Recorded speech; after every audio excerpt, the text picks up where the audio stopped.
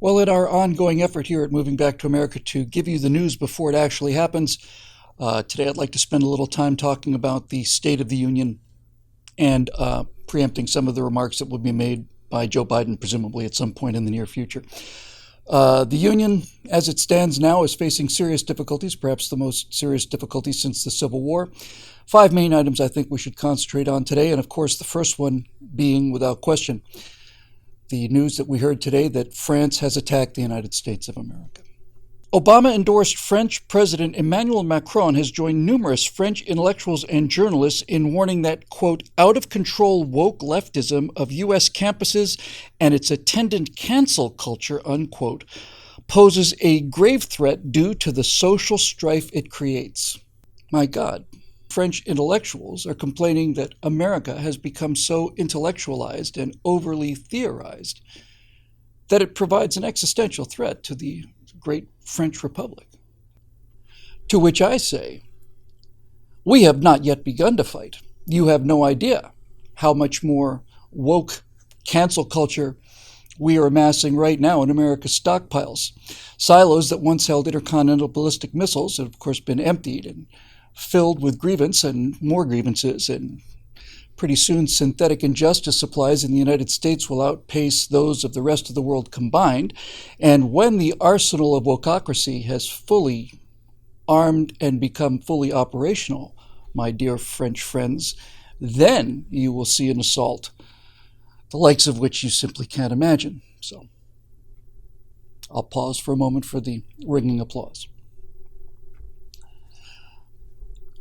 Our second item on the State of the Union today, of course, deals with the pervasive, endless, and growing threat of white supremacy here in America today in 2021. Just this past Sunday, the Super Bowl was played. It was watched by millions, well, certainly by thousands of Americans tuned in to watch as a white man, Tom Brady, beat, whipped, and humiliated a half-black man, Patrick Mahomes, in the Super Bowl game in front of the entire country. And he did it during Black History Month. Needless to say, the American people have risen up in their righteous anger.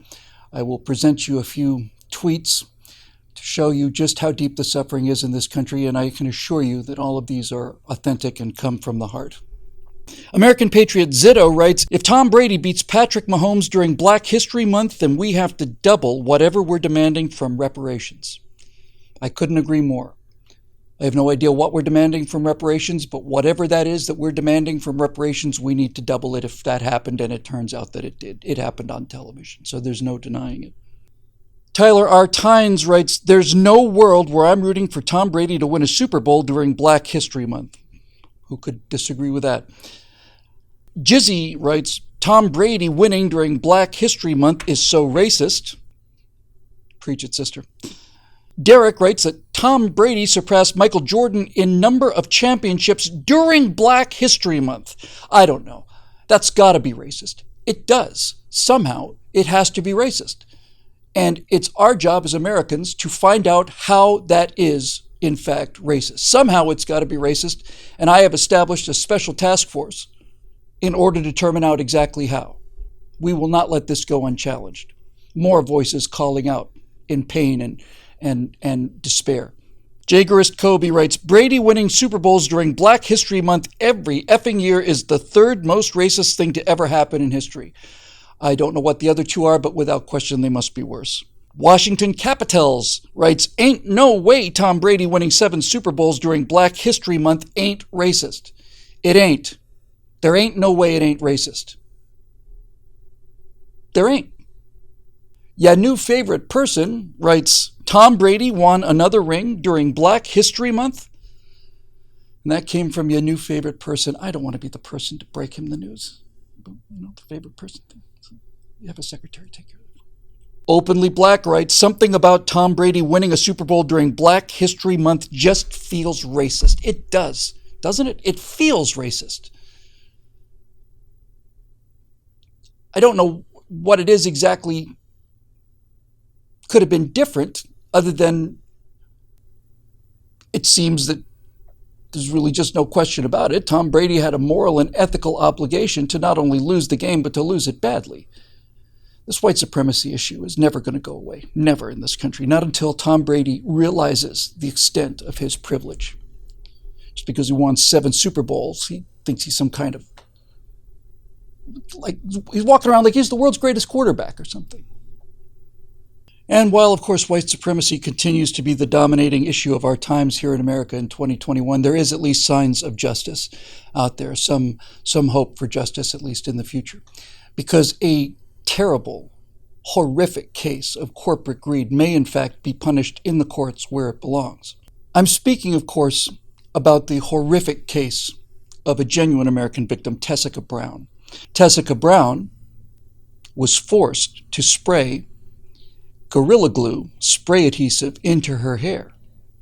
And Tessica discovered to her horror, as I did just moments ago, that Gorilla Glue is not a suitable hair product. And just because the company says do not use on skin or things like that, or scalp, doesn't say do not use on hair.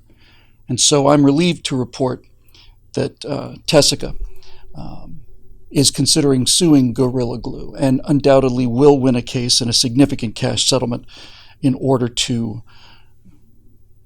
do some small part to reverse the horrible injustice that's been done to her by these corporate criminals and their soulless capitalism that puts profit over people.